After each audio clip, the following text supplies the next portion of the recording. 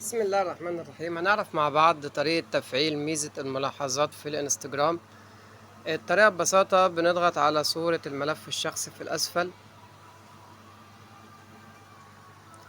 وبعدين بنطلع نضغط على الثلاث شرطات اللي في الأعلى، وبنختار الإعدادات،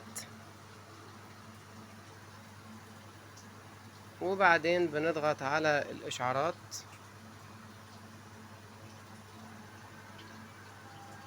وهنا عندنا المنشورات والقصص والتعليقات بنضغط عليها، وبننزل للأسفل مع بعض، بنسحب الشاشة للأعلى. هنا عندنا خيار الملاحظات، إيقاف التشغيل بنعمل له تشغيل.